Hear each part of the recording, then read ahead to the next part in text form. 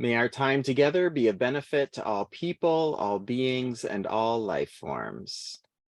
Let's start with a mindful pause.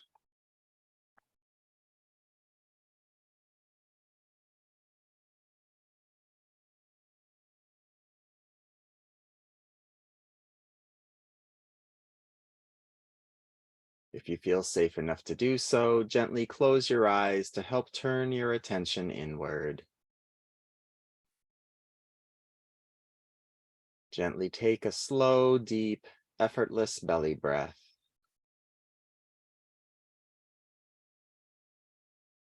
Calmly feel the air as it moves in and out of the body.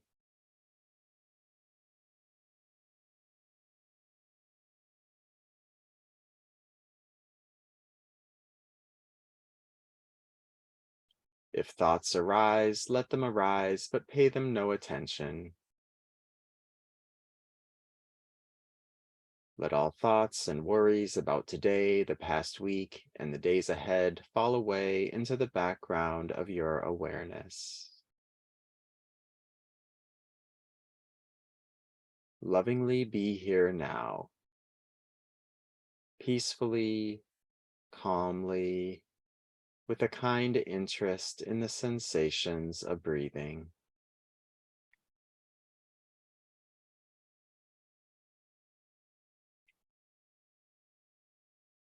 Gently reflect on how this course has served and benefited you so far.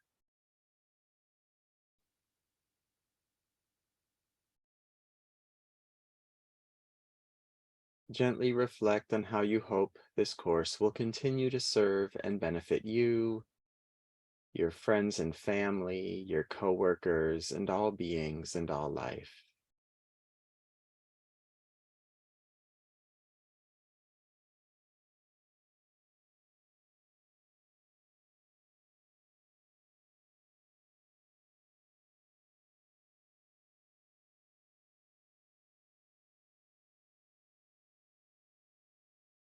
Throughout our time together, if distractions arise, kindly remember your loving intentions for attending class.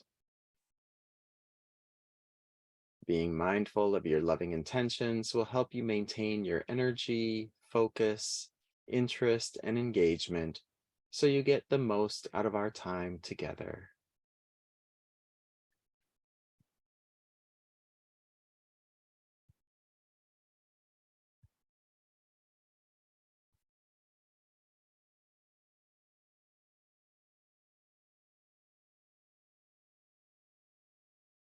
We are on lands that have been cared for by Indigenous people for generations. We offer our goodwill and thanks to all Indigenous people, past and present, and we stand in solidarity with you to protect and honor your inherent dignity, culture, treaties, and lands. Welcome, everyone, and thank you for coming to Class 5 of Mindfulness Fundamentals. In this class, we will start with a brief check-in to see how your practice is going, then do a 30-minute Bare Awareness meditation. Then I'm going to share a talk with you called Be Here Now, the Falsehoods of Futuring and Pasting. And this talk will hopefully help you relate more skillfully to your thoughts about the future and the past. Before we get started, however, Julie did email me a question that made me realize I didn't make clear an important point during last week's talk. Last week, we talked about the slogan, "There is no such thing as a true thought." And this slogan reminds us to put ultimate importance in our own direct experience of life, rather than in the words and thoughts we use to describe that life. We know from our investigation that thoughts do not equal reality. So we want to prioritize the reality we experience with our senses over the thoughts that we think. And when we do this, we start to know and trust this source of wisdom that's actually behind and beyond thinking. And this non-conceptual wisdom can understand the complexity and nuance of reality, which words in their simplicity often cannot capture. And what I didn't emphasize enough last week is that we only need to be concerned with thoughts that, when we believe or identify with them, cause us to feel afflictive emotions like fear, anger, hatred, dread, depression, jealousy, and so on. Those are the alarm bells in the body going off saying, hey, you're believing a falsehood. Otherwise, even with the inherent flaws in language and words and thoughts, when our thoughts align with the universal principles of love, truth, and joyful service, and when we believe them, our bodies are still going to reside in one of the four kinds of love, be it peace, kindness, compassion, or joy. And that is not a problem. That's nothing we need to concern ourselves with. So again, only be concerned about thoughts that trigger afflictive emotions. So keep thinking and believing kind and loving thoughts, and investigate any of those thoughts that make you feel afflictive emotions. Also, because our slogans simplify big ideas, always hold them gently and wield them compassionately with love and kindness, remembering their full meaning. All right, I hope that helps clarify things. I wish I would have included it in the talk.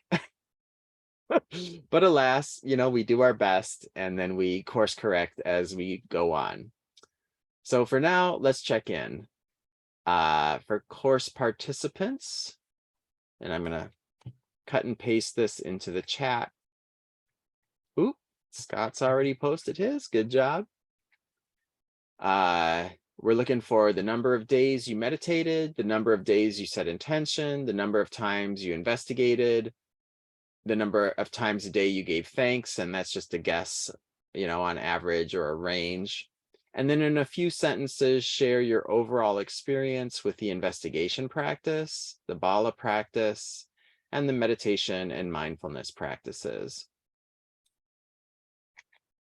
And let's see, for Scott, wonderful, great numbers. I found figuring out when to Bala a little tricky for myself. The meditations and investigations are really helpful in making myself more comfortable being myself and not trying to read into what others are thinking like I tend to do. Very good, very good. Yeah, so it sounds like you've got a lot of mind reading going on there, where you're projecting things onto others, and then, and you're starting to see that. That's really wonderful. Did you have a comment or question, Scott? No, I was just going to agree with you. Yes, that's Okay. exactly. Yep. Yeah. Excellent. And 10 to 14 gratitudes. How is that changing things for you? I think that kind of goes along with the same results, like, Okay. thinking more positively and not trying to, read into what I think others are thinking about me when they're, you know, probably not even thinking those thoughts at all. They're doing their own thing. Yep. Cool. All right. Thanks, Scott. And then let's Yeah. see, Julie, we got your response in. Overall, I'm having a very positive experience with all of these practices. One of my biggest challenges is that when I'm having the strongest falsehood alarms, I can be so upset that I don't even want to become more aware of my thinking or feel better, so that I'm reluctant to Bala. Overall, I find that my practice goes great on good days and neutral days, but on busy or stressful days, it's harder to stick with it than even though that's when I need it most. This is all perfectly normal, Julie. This is really wonderful. It's always harder to lean into those hard days with the practice. So just again, be real compassionate and kind with yourself. Your numbers look fantastic. And yeah, that's why we practice. It's easier on the easier days. It's harder on the harder days. And if Bala is too much, just do B. Just do the mindful pause. Just breathe. And that sometimes, even if you don't want to, it might be simple enough to just do it. All right, from Gail, looking at you, good numbers, good numbers. A light blue went off in my brain that one of my thoughts is so untrue. Reminded me of AA when that happened, and I realized I could change. Circumstances won't change, but I can change. Wonderful, wonderful. Yeah, it's did that happen when you were doing the investigations, Gail? Oh, you're on mute. Yes, when I was doing the investigation, it's something that I think a lot, and okay, just like a light bulb went off in my brain, and oh, how untrue. Why do you do that, to yourself? So, okay, it was so simple, but so enlightening for me. Wonderful. And that is a perfect example of what we can experience from these practices. It seems really pedestrian almost to ask these questions and feel into the answers. But what it is we're trying to integrate our whole brain. If you think of your brain as many, many, many different parts with different sections that remember different things and think different things, they're all operating based on our conditioning, which is all over the map. And so none of it is integrated. It's everywhere. And what this is saying is we're doing this practice to say, hey, brain, we want you to align with love, truth, and joyful service. And because these things are what the universe, are universal principles that the universe wants us to run on, the brain is totally open to this, but we need to show it like, hey, when you think this thought, it makes me feel like this, and it makes me do this. And none of that is really helpful. It'd be so much more helpful if you would instead think this loving, kind, helpful thought. And if you inspired me to do these types of behaviors, and then it starts to get it. These little light bulbs go off and it's like, oh, okay, I see. All right, I can get on board with that. So hopefully some of you are having those experiences. And I'm really glad that Gail, you were able to put that into words so well. Any other questions coming up for people so far?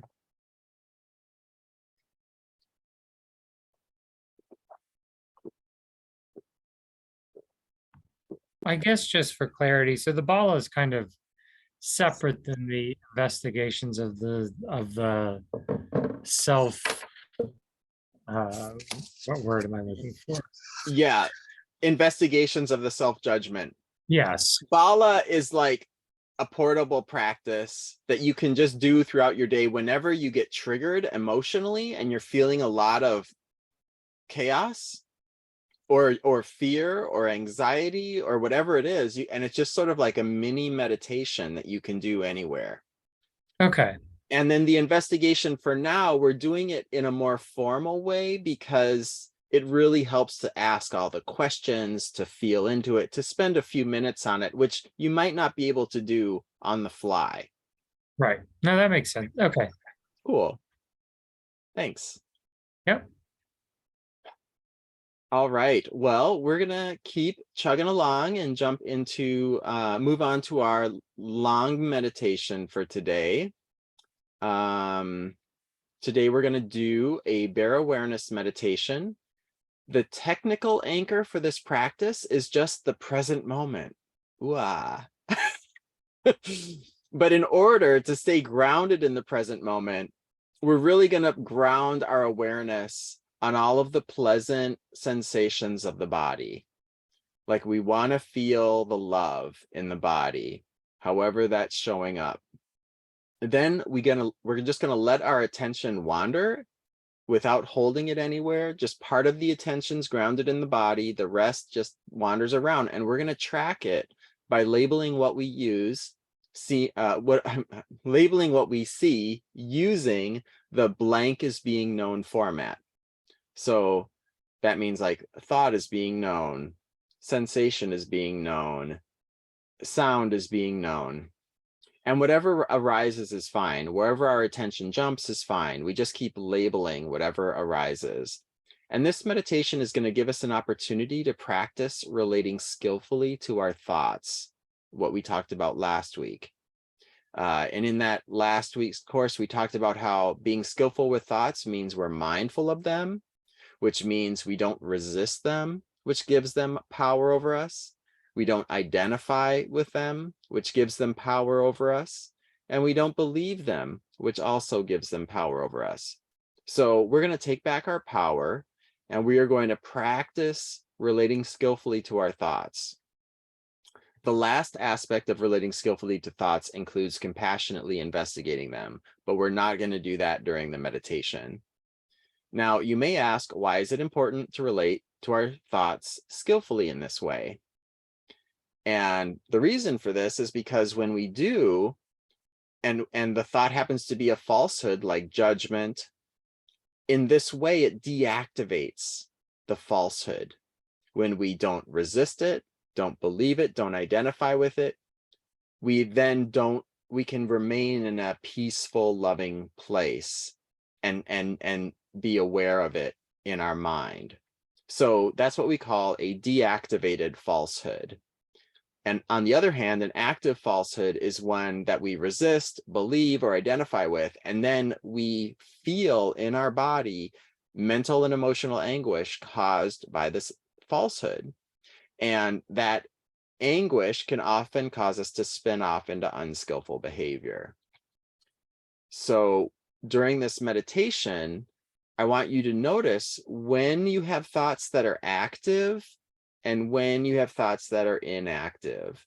Now, if your thoughts are all beautiful, loving, kind, wonderful thoughts, those are going to be inactive anyway, in that they're not going to cause any pain.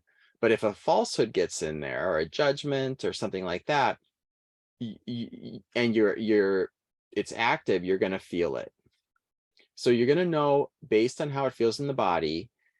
And if an afflictive emotion arises, the falsehoods are active. This is often why I say we can use the body as a compass to sort of lead us home, back home to love and wisdom. And because we can use our emotions in this way to see, or because of this compass aspect of the body, we can use our body to help us define when a delusion is active or inactive. So just pay close attention to what it's like to relate to deactivated falsehoods if they arise, because this will help show your brain how you want to relate to thoughts and will help train it to relate in this way. Does that make sense? All right. So we can hold a falsehood in the mind without it being active, and it'll feel like kindness in the body. Or we can believe it and then we activate it, and it causes afflictive emotions to arise in the body. So hopefully we'll just try to get to see this in the meditation. All right, so let's get prepared. If you can grab and review your flashback halting protocol or your 5, 4, 3, 2, 1 grounding exercise and keep it handy, that'd be good.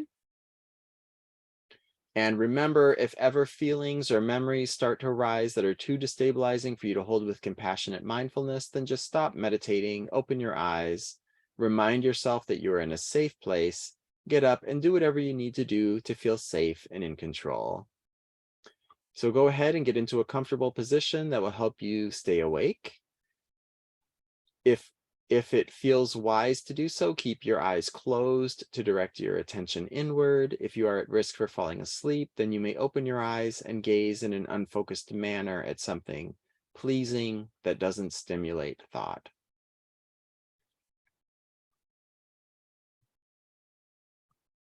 And with that, we are ready to get started.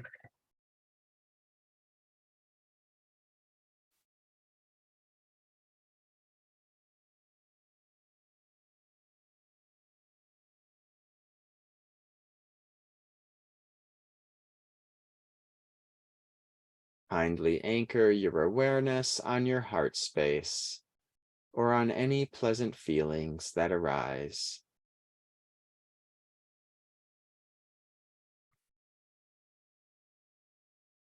Gently invite the heart to be warm, open, and receptive.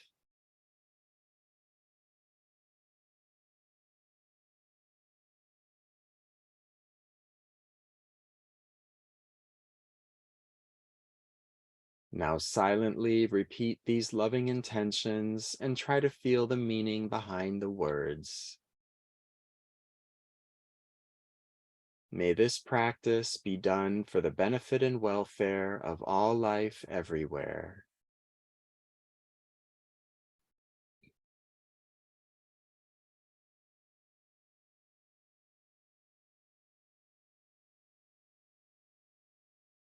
May all life everywhere be free from suffering.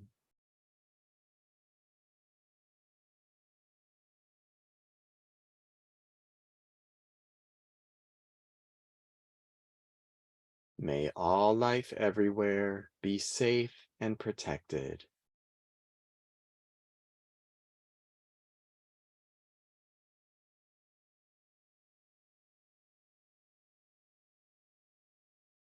May all life everywhere be peaceful and happy.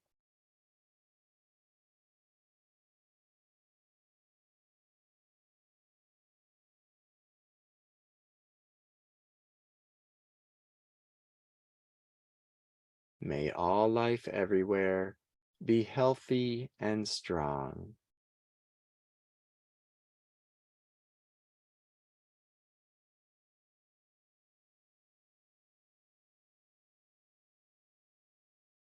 Breathe in slowly, comfortably, and deeply into the belly.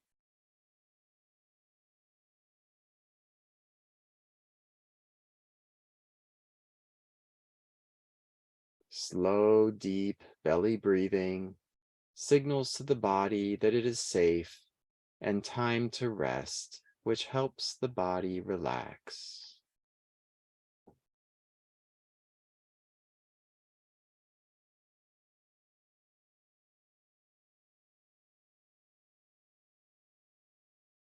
If comfortably able to, breathe in through the nose.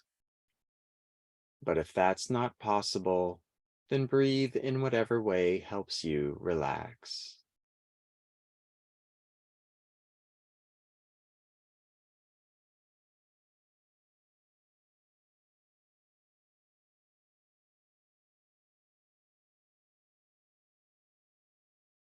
Let your breaths be slow, effortless, and soothing.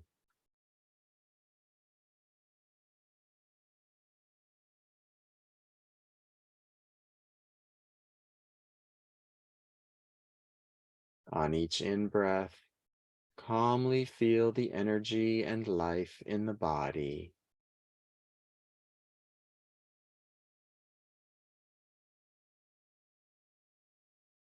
On each out-breath, lovingly invite all of the muscles in the body to soften and relax.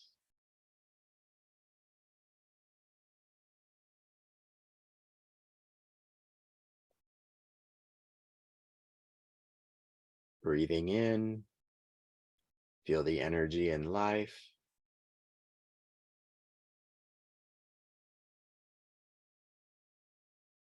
Breathing out, soften and relax.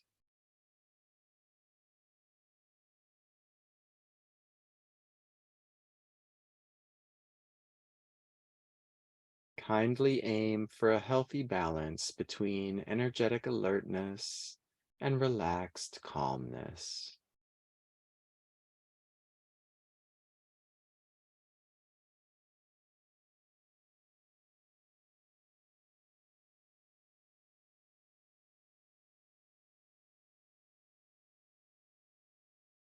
Calmly now, let go of all control of the breath and allow the breath to breathe how it wants to breathe.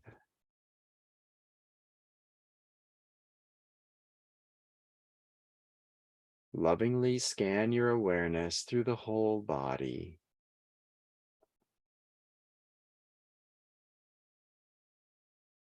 Compassionately send love to those parts that are hurting or are tight, and invite them to relax and soften.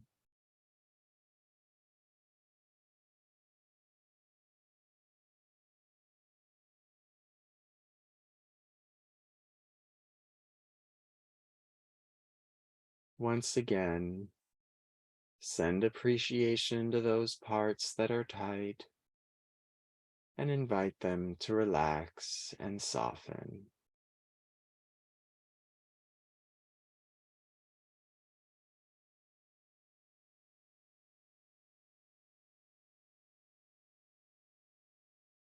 At any point during this meditation, whenever you notice stress or tightness in the body, kindly send love to those areas and invite them to relax.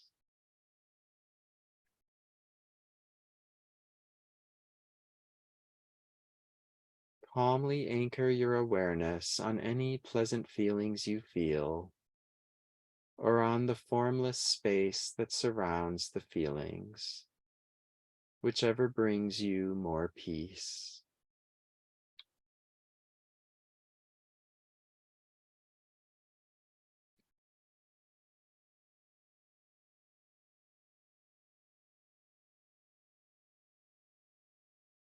During this meditation, let go of the need to do, achieve, or accomplish anything. Let go even of the need to do this meditation correctly. Lovingly do your best to follow the instructions, but also allow whatever arises to arise.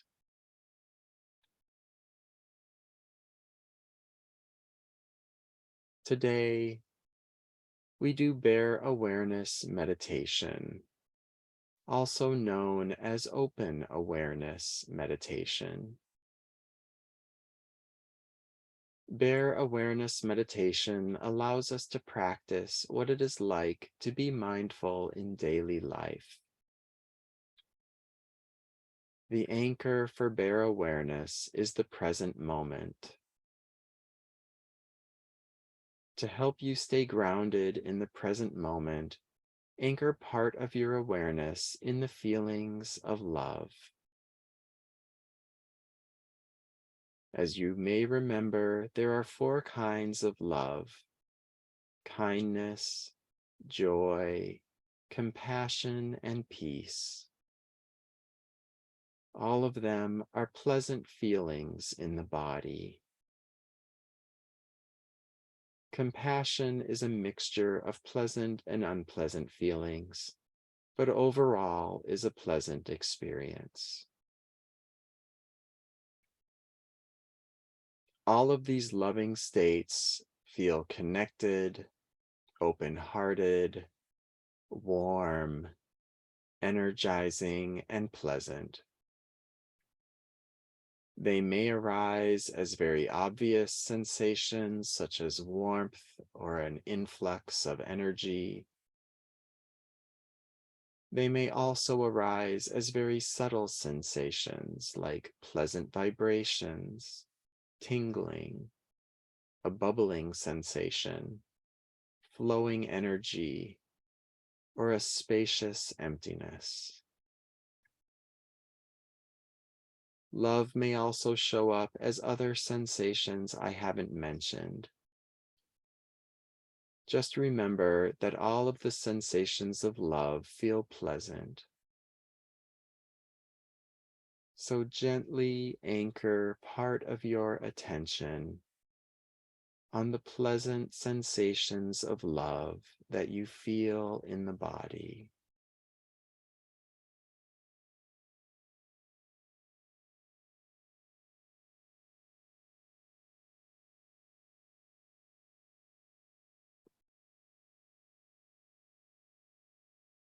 You will keep your awareness gently anchored on these pleasant sensations throughout the meditation.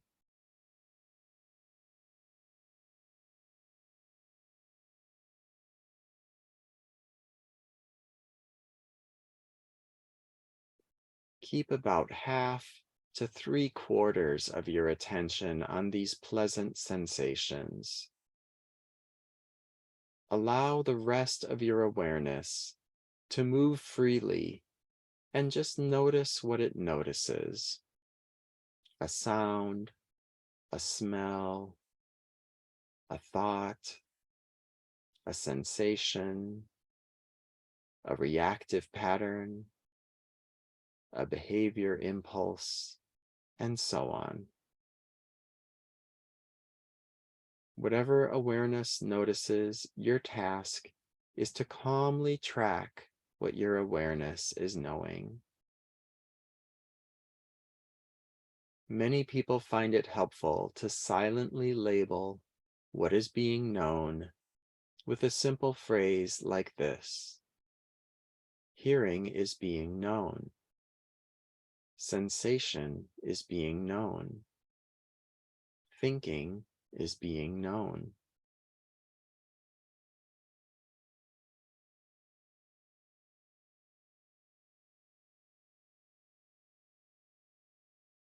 Gently track what your awareness is knowing with these silent labels.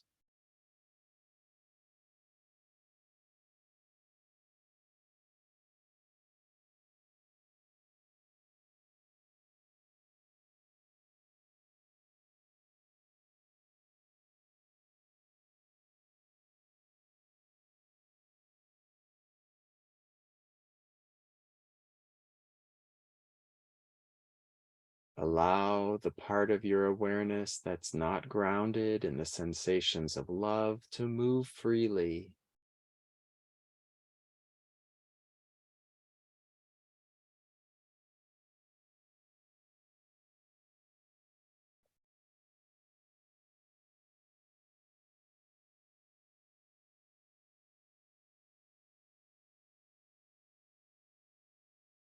It does not matter what the object of your awareness is knowing. Any object will do. If the mind is complaining, then calmly note complaining is being known. If the body is restless, then calmly note restlessness is being known. It doesn't matter what is being known, so long as you are aware that it is being known.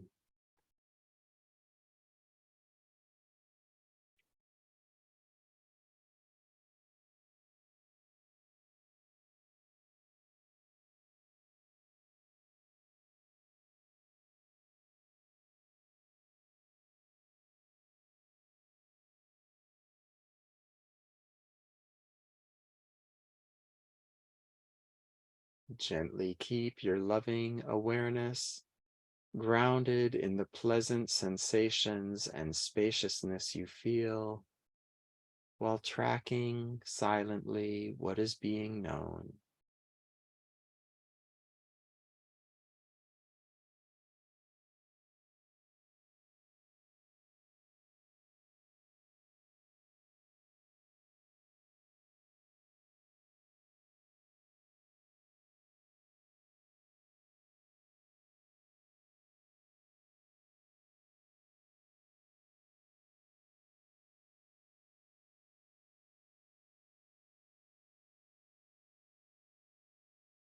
If thoughts about the future arise, silently label it futuring is being known.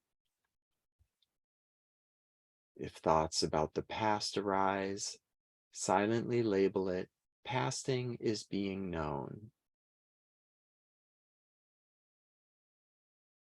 If a judgmental thought arises, silently label it judgment is being known.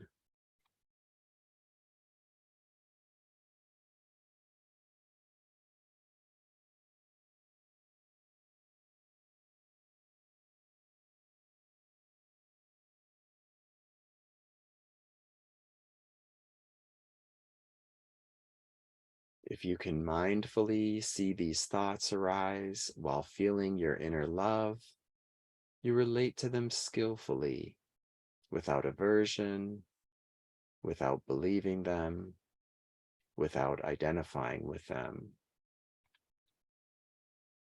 Then they are inactive falsehoods. If these thoughts arise and afflictive emotions arise, they are active falsehoods. You may be resisting them, believing them, or identifying with them. Compassionately try to notice the difference between active and inactive falsehoods.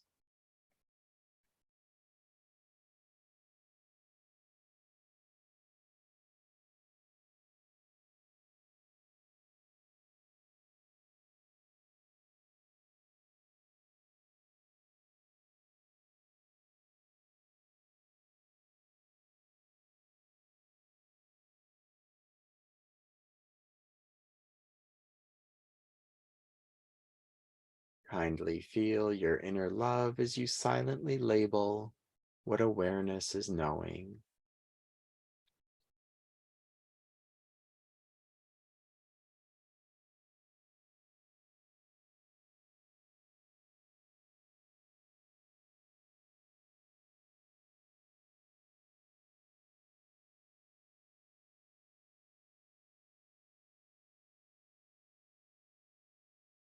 Be the knower, not the known. Be the awareness, not what the awareness is knowing.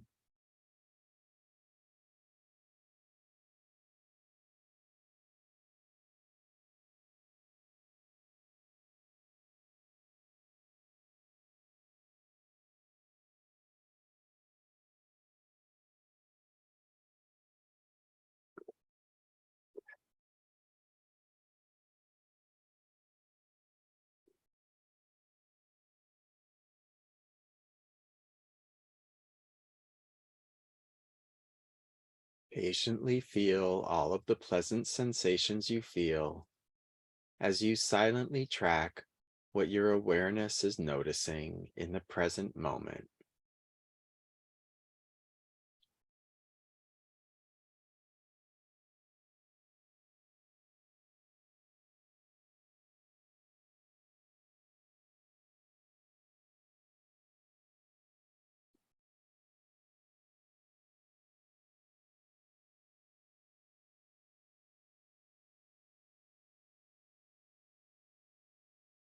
When thoughts arise, relate to them mindfully. Don't resist them. Don't believe them. Don't identify with them.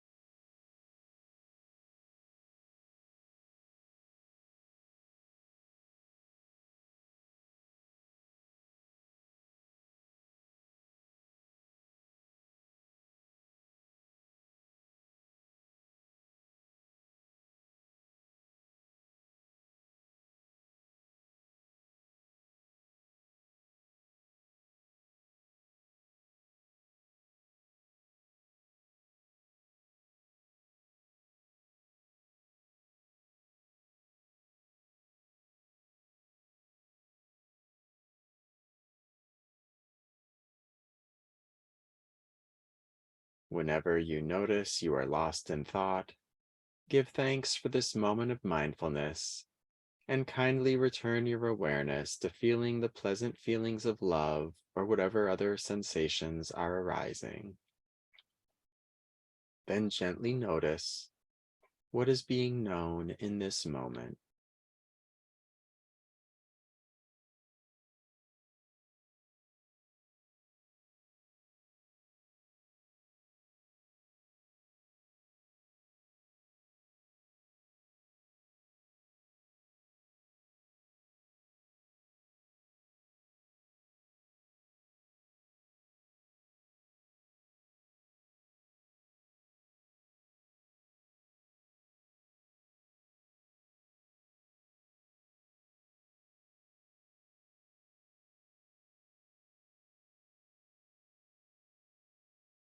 Kindly keep feeling your inner love while tracking what is being known.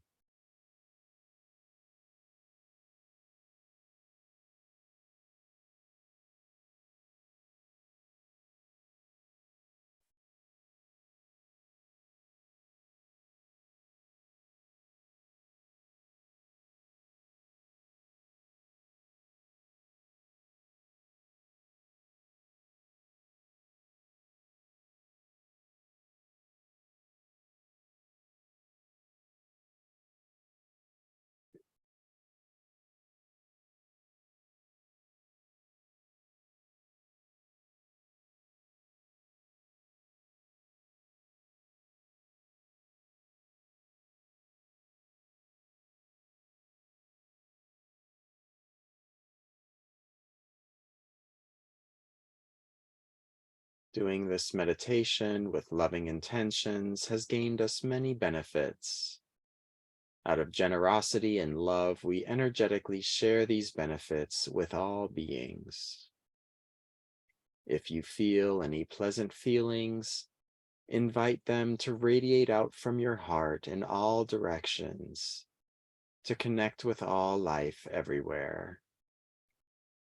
Visualize this loving energy as white, golden, or another colored light, or simply as a felt sense of energy.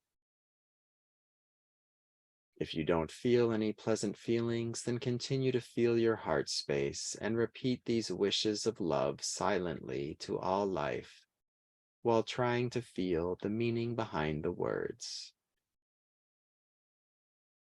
We share any merits gained from this practice with all beings and all life everywhere.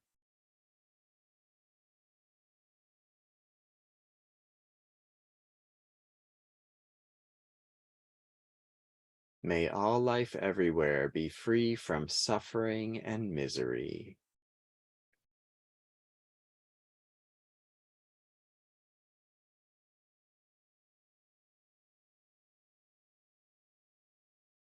May all life everywhere abide in a deep and lasting peace.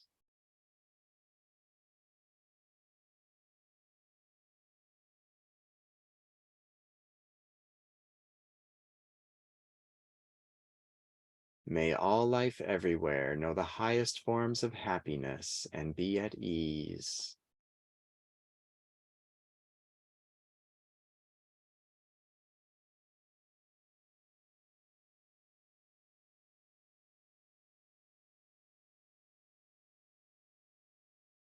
May all life everywhere know their deepest essence to be joy, peace, compassion, and unconditional, boundless love.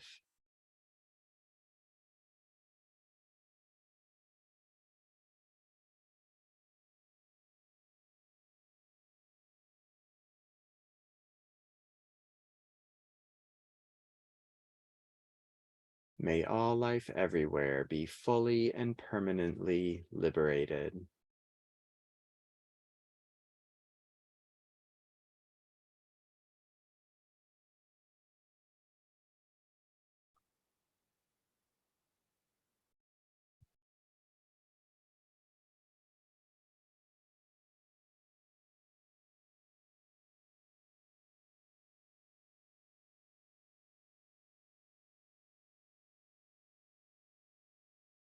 Gently rouse the body by stretching the arms and legs and moving in a seated or laying down position that you're in whatever way feels good and helps the blood to get circulating.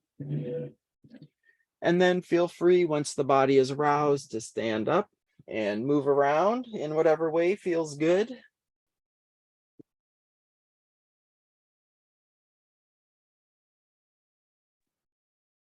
Do some gentle stretching, gentle movement.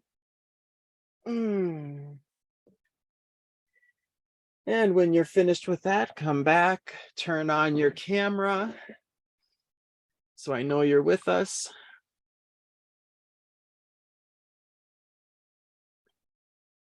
And by show of hands, how many of you were able to feel the difference between an active thought and an inactive thought? So basically, how many of you were able to feel what it feels like to mindfully relate to an inactive thought? Show those hands really high. 1, 2, 3. Okay.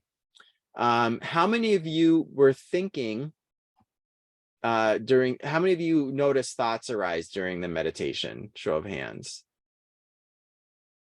Okay.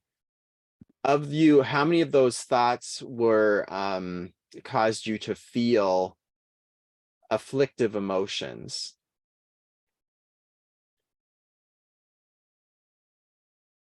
No, not many people. Okay, that's what I'm trying to get at. when you are thinking and you're mindful and noticing those thoughts, and you're not identified with them, you're not believing them, you're not aversive to them, it feels quite peaceful. And so if you were experiencing that peace and those thoughts simultaneously, that's what mindfulness is. Does that make sense? Okay. And you might notice, like, if you ever get lost in the thought, it might feel a little whiplashy when you come back to mindfulness, when you like realize, oh, hey, I'm lost in this train of thought. And then you're like, okay, be mindful. And that difference in being lost in thought and being mindful of thought is very subtle, but we're trying to show you that difference. And in one, we're either believing it or identifying with it, and in the other, we are the awareness that's aware of the thought. If it doesn't make sense right now, just let this information go into your head and keep experimenting with it, keep exploring it. Just like when you teach someone to ride a bike, you can't tell them precisely like how to actually move all their muscles and do everything. You just say, get on the bike and go, and you hope they figure it out. We're doing the same here. We're giving you some helpful pointers. We're saying these are things to look for, but you'll just have to experiment, and you'll get it. You'll start to realize, oh, this is what mindfulness, mindfully relating to thoughts looks like. Oh, this is what identifying with thoughts feels like. So good. In one word or phrase, can you type into chat what that meditation was like for you?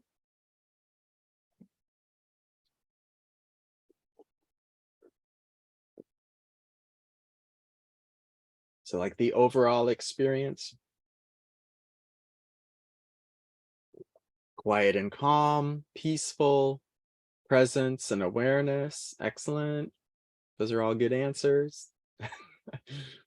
Calming.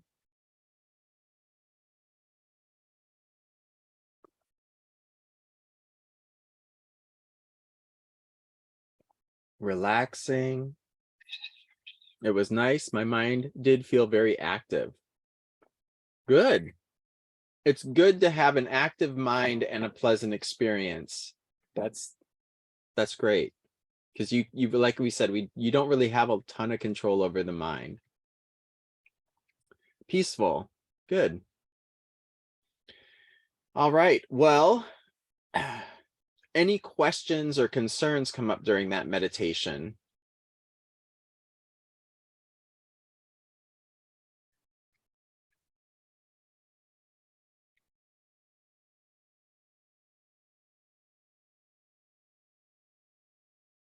All right, I will assume not. And then that means we are on to the talk portion. Woohoo! Buckle up, everybody.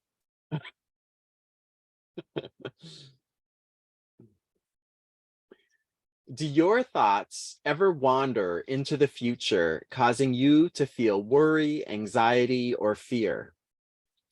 Or maybe you imagine a wonderful future, which makes your present moment feel awful in comparison.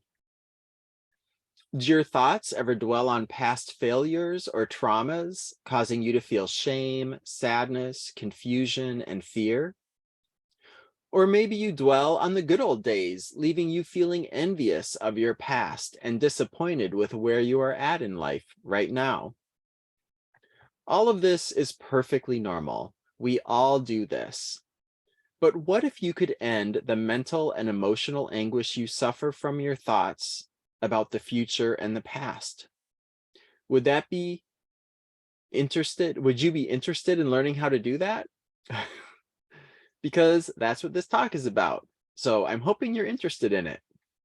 In this talk, we continue our exploration of the theme question of this course. What contributes to my well-being and happiness and the well-being and happiness of others? And what does not? In exploring these theme questions, we're going to get curious about our thoughts about the past and future. What patterns emerge when we believe our thoughts about the past and future? How do those thoughts feel in the body? And how do they encourage us to act? How do we relate to these thoughts skillfully so they serve us rather than master us? And finally, how can we use the liberating insight that the now is all there is to help us connect with our inner love and wisdom? So that's some of the stuff we're going to look into in tonight's talk, and let's begin. All right, we're going to start. If you could gather around the fire, we've got 3 tragic stories to share with you. In the first story, a man paints a very realistic tiger on a canvas. Once he finishes painting the picture, he sees the tiger, fears for his life, and runs away as fast as he can. In his panic, he runs off a cliff and perishes. This story helps us see the falsehood and recognize the patterns in the delusion we call futuring. In futuring, the mind paints a picture about the future in words or images, then mistakes that painting to be more real and important than the present moment. As we saw in this tragic story, the pattern of futuring is this. When we believe our thoughts about the future, as the man in the story did, we feel afflictive emotions like fear and anxiety, and as a result, we act unskillfully in ways that harm ourselves and others. Has your mind ever painted a picture of a frightening future that caused you to feel fear, stress, anxiety, overwhelm, panic, sadness, or other afflictive emotions? And when these emotions are active in you, how well do you function? Do you shut down? Do you get too distracted to focus? Do you become impatient with the people you love or act out in other unskillful ways? In other words, have you seen this pattern in your own life? If so, you have experienced the falsehood of futuring. And please don't judge yourself or others for falling prey to this deception. We all experience it, and it is not our fault. It is just the lawful consequence of our biological and environmental conditioning. Biologically, our brain has a negativity bias. It focuses on what is negative and threatening. This leads the brain to generate many fearful, threatening, and catastrophic thoughts about the future. It's not your fault. That's just what the brain does. You really can't control it.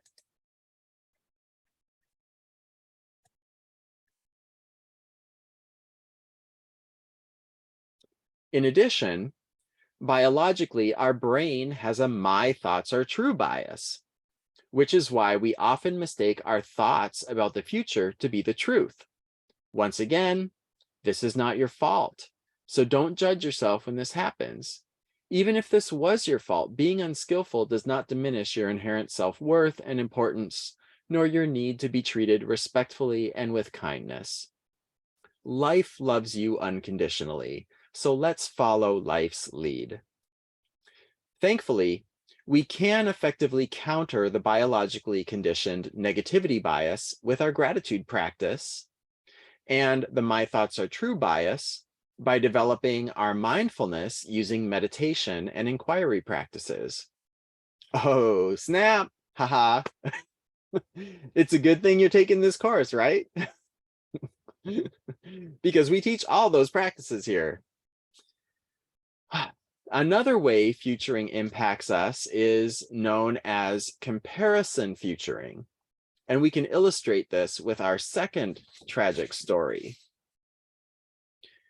Once upon a time, someone draws a picture of a completely made up, fictional, gorgeous person and falls romantically in love with them. Their life feels meaningless and dissatisfying without this person in it. So they spend all of their wealth and devote the rest of their life in a fruitless attempt to find them. As a result, they ignore all of the very real opportunities that they had for joy, happiness, and romance in their life. The end. Because we can always imagine something better than the present moment, the delusion of comparison futuring leaves us perpetually dissatisfied. By comparing the now to the ideal in our head, we judge the present moment to be boring, awful, intolerable, and unacceptable. And this can cause us immense unhappiness. Does that make sense? Okay. You may also notice that the falsehoods of futuring and judging work together. It is common for falsehoods to gang up like that. So when we're doing comparison futuring, we're really saying like, oh, this is desirable, this future I'm imagining, and this current situation I'm in is completely intolerable. And that's a form of judgment. By the way, the person in that last story was me.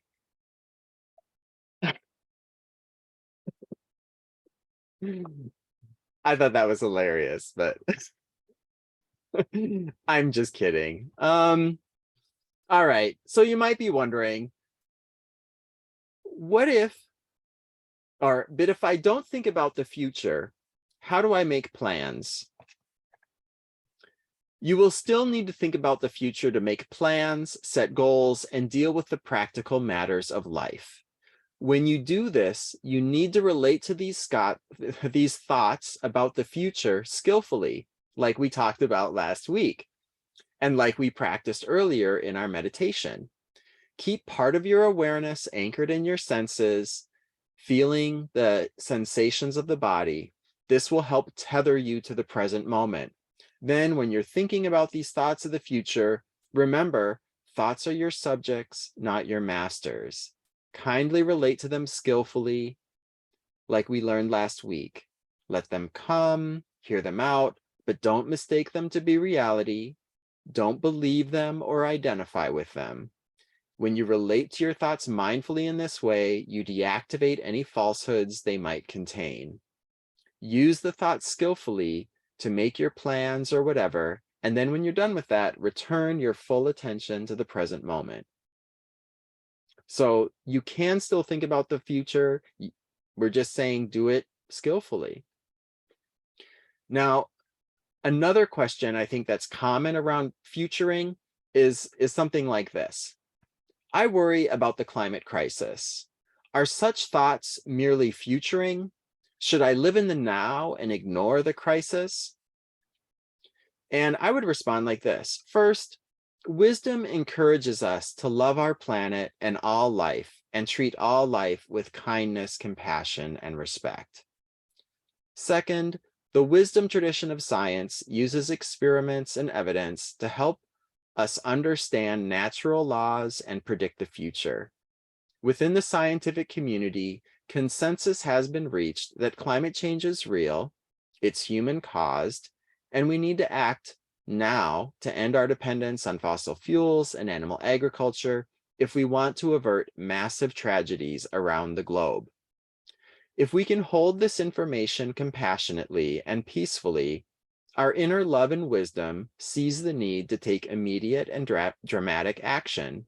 And because we're doing this from a loving place, it has the resources to take that action. So this is all very wise, loving, skillful, and mindful.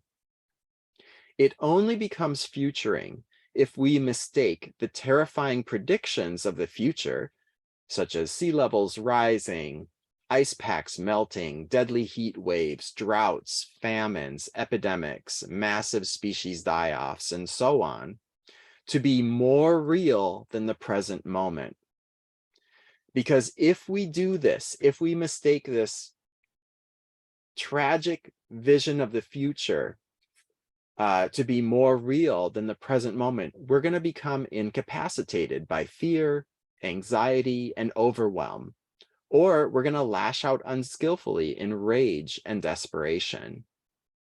Now, because of the high stakes that we're looking at with the climate crisis, It really is vital that we respond to climate change with love and wisdom, not fear and hatred. It is vital that our responses be skillfully implemented in a way that benefits and serves all life. Moreover, it is important to flip the script on our negative thinking. We do this by envisioning in detail the best possible outcome. Beautiful visions like this help us know what we're aiming for and help us devise skillful plans to help us live into that vision. And if we're a praying person, we can ask the higher power of our understanding to help us make this vision happen.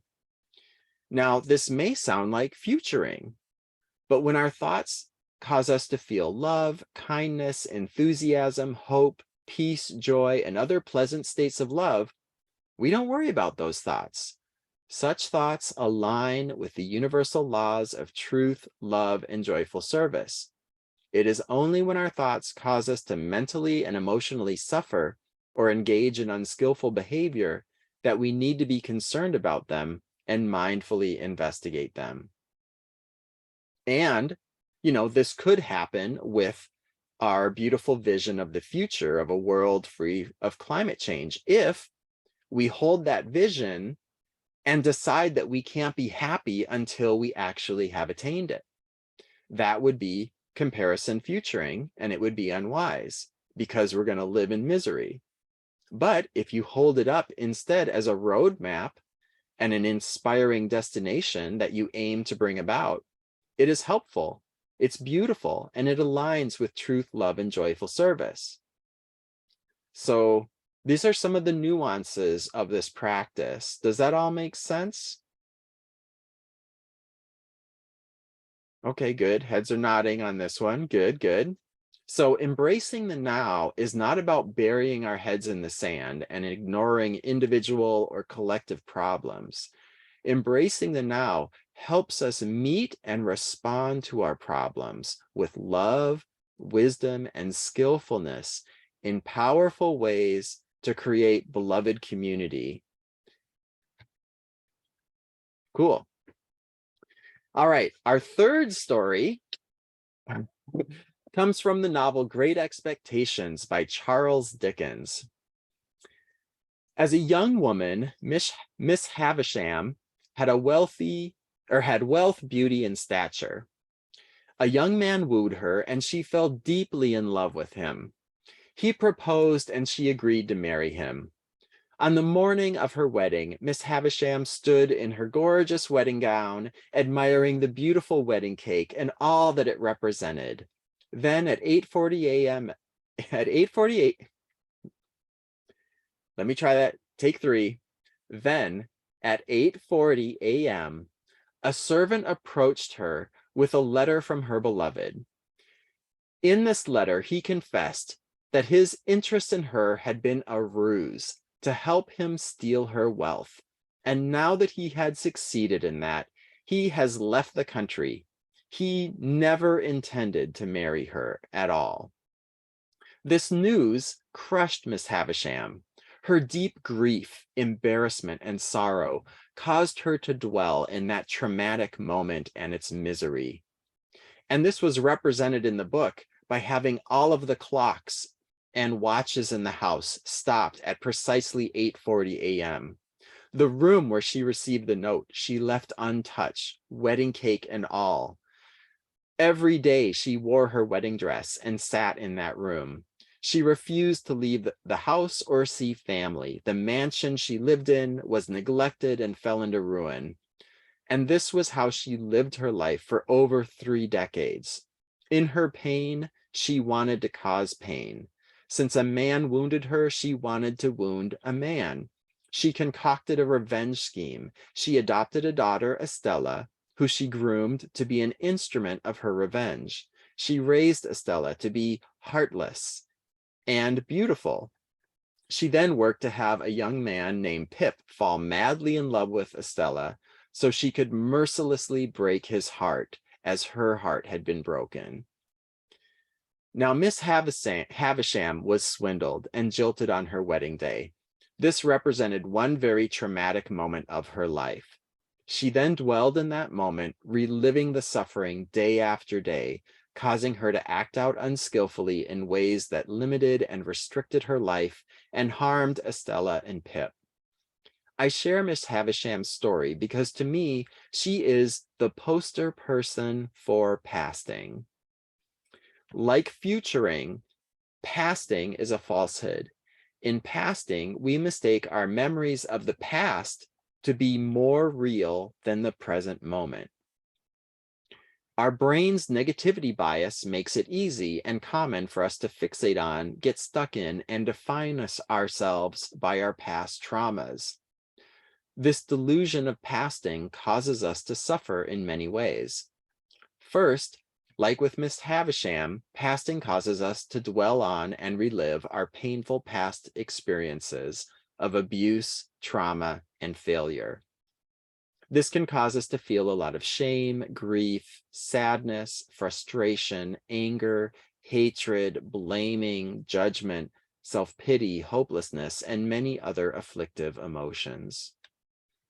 Secondly, our stories about our past, when believed, severely limit us.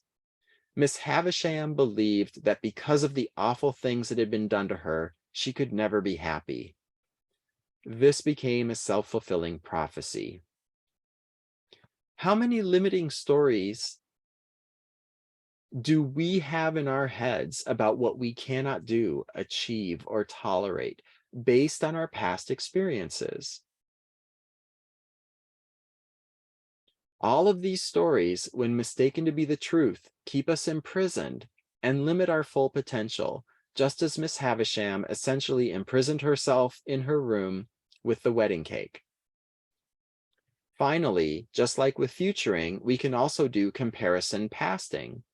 We can compare the fond, happy memories of our glory days to the now to make us feel perpetually dissatisfied with the present moment. So do any of you ever ruminate on painful past experiences of abuse, trauma, and failure? And when you engage in these ruminations, does this cause various afflictive emotions to arise? Do these afflictive emotions cause you to act out unskillfully in ways that harm yourself or others?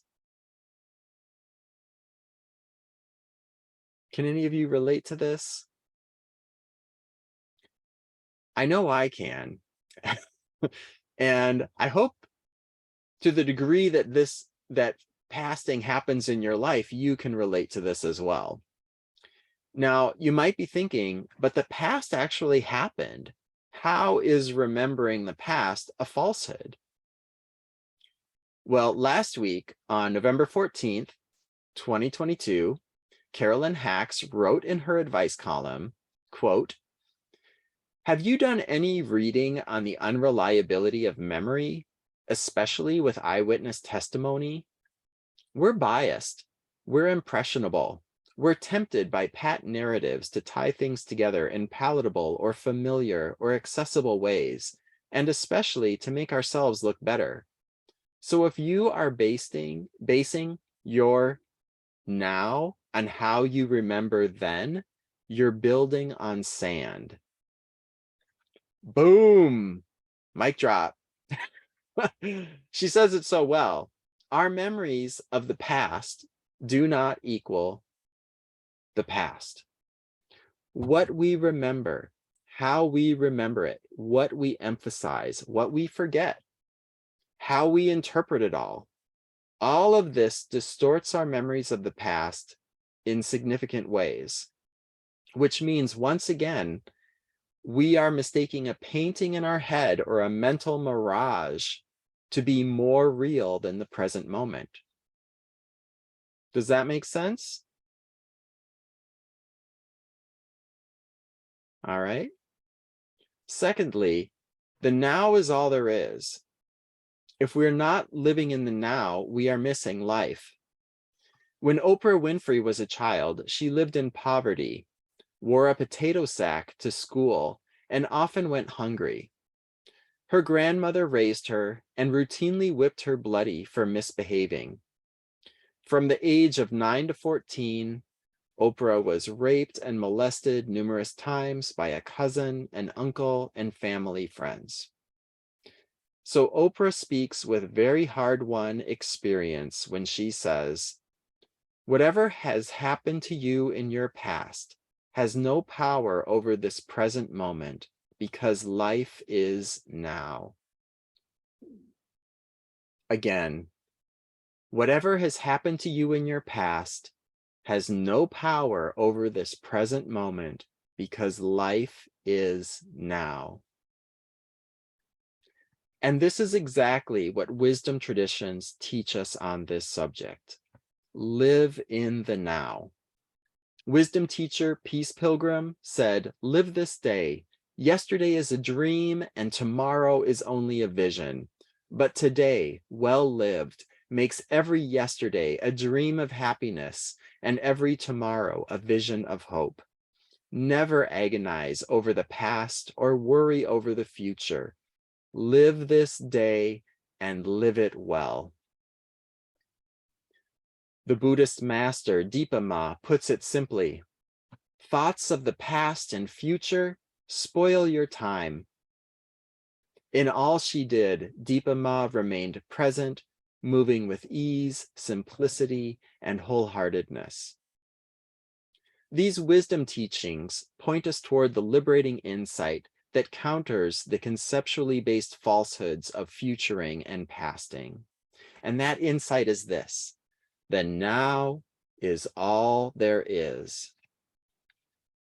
Eckhart Tolle writes in The Power of Now, "The more you are focused on time, past and future, the more you miss the now, the most precious thing there is." And using some of Tolle's questions and a few others, let's investigate this liberating insight. So let's just take a mindful pause. And I'm going to ask you a few questions. Have you ever experienced, done, thought, or felt anything outside of the now?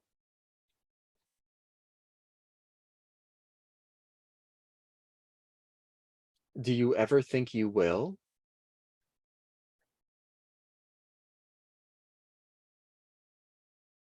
Is it possible for anything to happen or be outside of the now?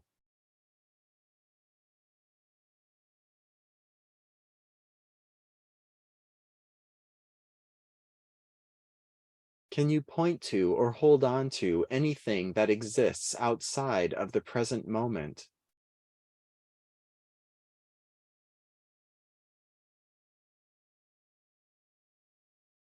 The things that happened in the past, did they actually take place in the past, or did they happen in a former now?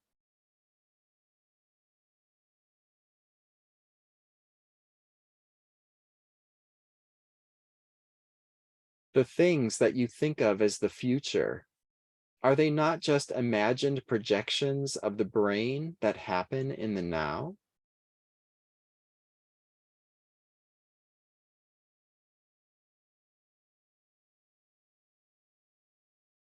When you think about the past or future, do you do so in the now?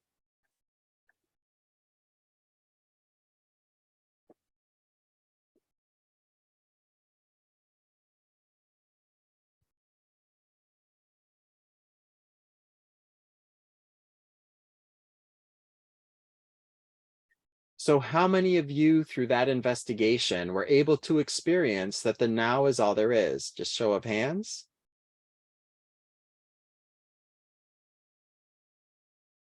Squirrel, how about you?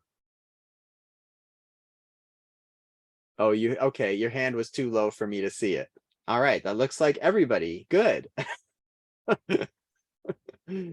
Wonderful. Knowing this truth and living this truth, more importantly, will help you skillfully relate to thoughts about the past and future and free you of the fear, anxiety, and dread they cause when you mistake them to be the truth.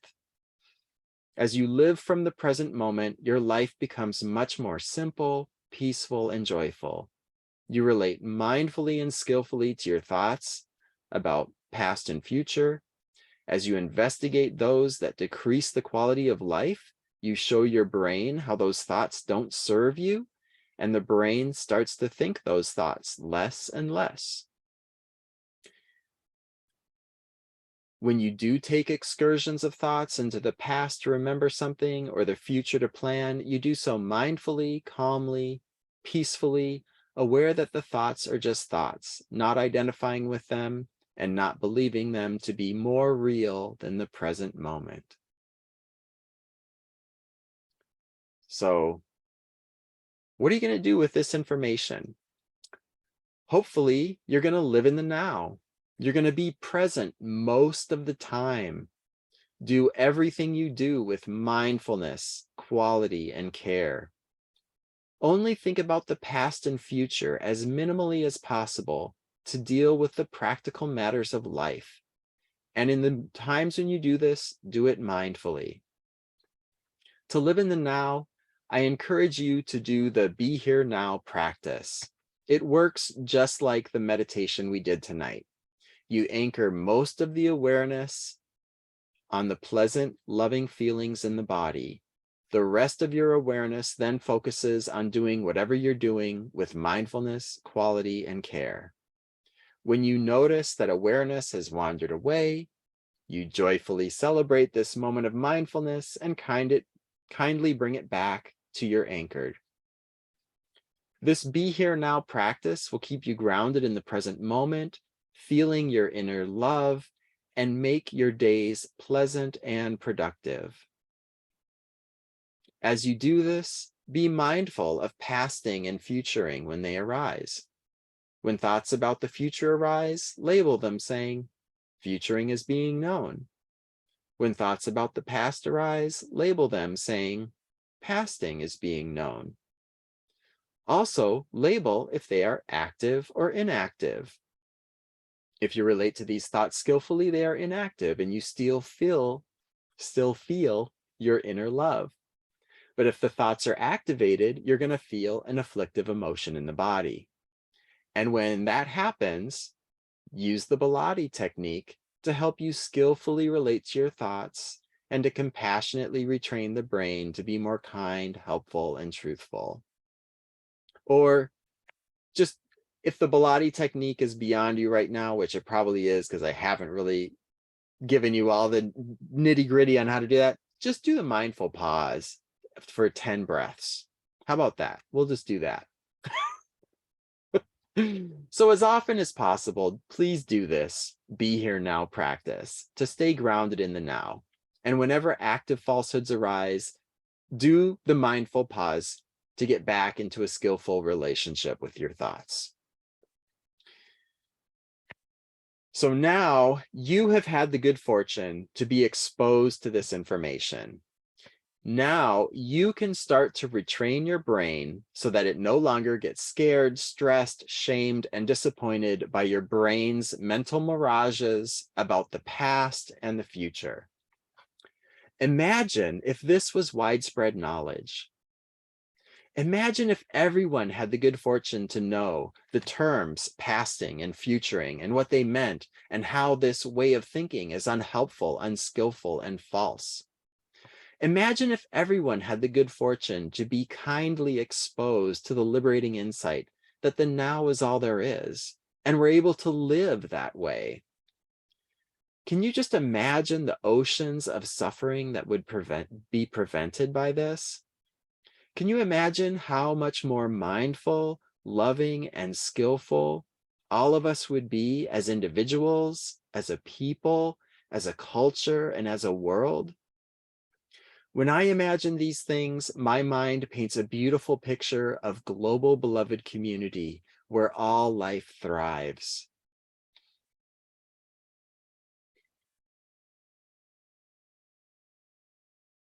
And now we have reached the end of our talk. What did we learn about how to contribute to our own well-being and happiness and the well-being and happiness of others? We learned through investigation and direct experience that the now is all there is. We live our lives in an eternal present moment.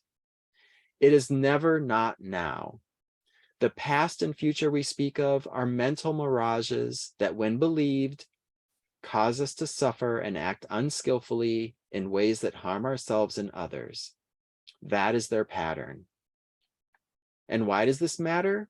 Well, do you want these impersonal, temporary, immaterial mental mirages to frighten you, imprison you, cause you stress, hold you back, and spur you to act unskillfully like they did to the tiger painter and to Miss Havisham?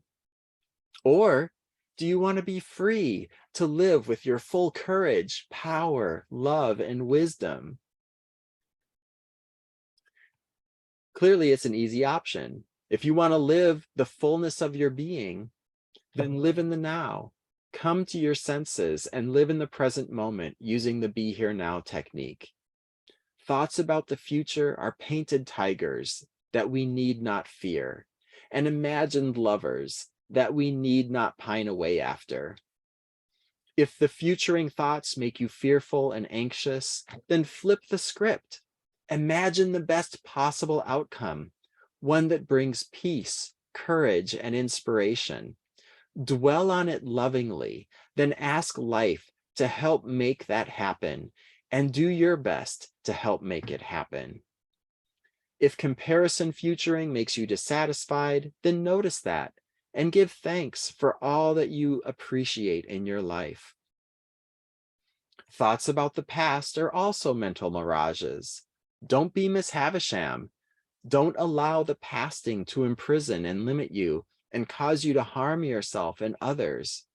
Investigate these mental mirages and see how they are unkind, unhelpful, and untrue. And if comparison pasting causes you to feel unhappy, notice that and start giving thanks. Now you know. The now is all there is.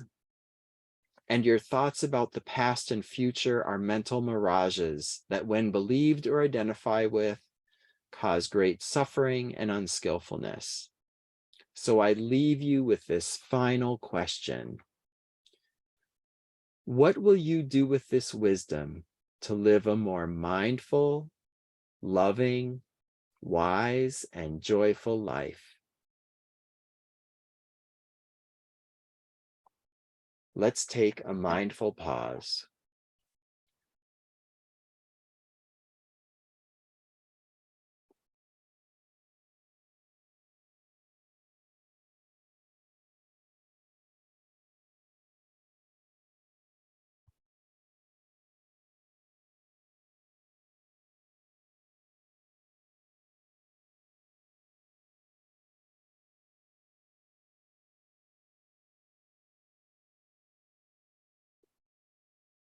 Thank you, everyone. So check out the Mindfulness Fundamentals page for your mindfulness mission for this week, along with your new meditation and intention setting practices. We have a few minutes. Are there any comments or questions about the talk that you have?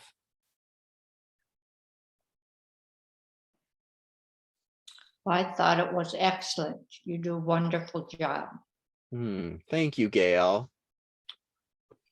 What did you find most helpful? Well, just, I guess, just refreshing to live in the now. Hmm. And Yeah. your stories are always so whatever. Makes it fun, and I Okay, think helps it stick in your mind. great. Thank you so much, Gail. Any other comments or questions?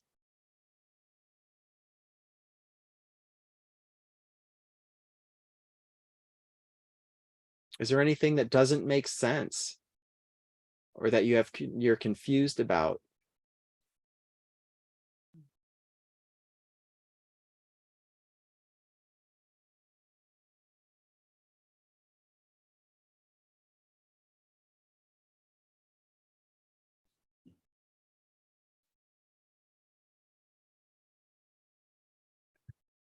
Great.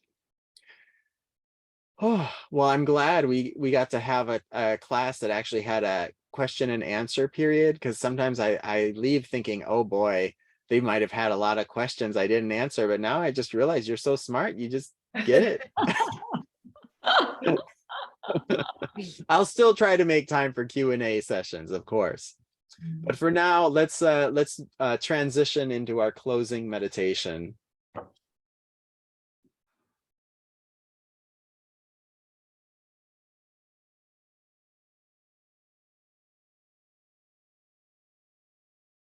Gently take a mindful pause.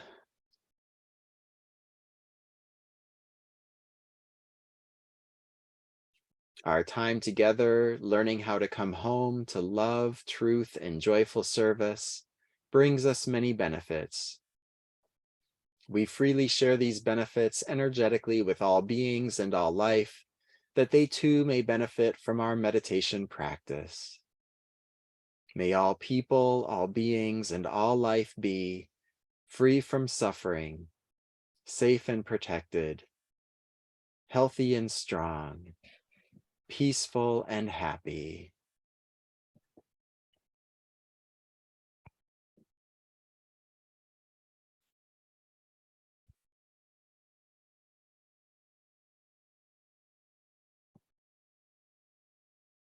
Wonderful. Very good.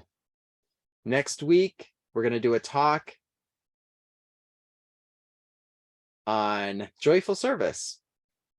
One of those 3 intentions that we want to set. And even if you're not somebody who volunteers or, feels like you serve, I'm going to hopefully show you all the ways that you do serve and all the ways that you are connected to this huge organism of life, and help you realize that everything you do is an act of service and an act of love. And it's all about refining the intentions behind it to keep inching it more and more in that direction. So it should be a fun talk. It'll be hopefully lighter and a breather from all of this like heavy mindfulness discussion. But in the meantime, do this week's mindfulness mission joyfully out of love for yourself and all life. Do your best to do the work kindly, patiently, lovingly, and persistently. And if you do the work over time, you're going to enjoy the many, many benefits. But don't get too clingy to those benefits. Just be okay doing the work, doing the practice. Be well. I love you, and I wish you peace, love, wisdom, and joy. Happy Thanksgiving and all that. Happy Thanksgiving. Happy Thanksgiving. Thanksgiving. Adios. Bye. Thanks, Good Freeman. night, Have a everybody. great Thanksgiving. Bye. Freeman, good to see Bye. everyone. Yeah. Bye, Good to Scott. see you, Scott. Bye. Freeman, Yeah, what time tomorrow are you thinking? let me just stop the recording.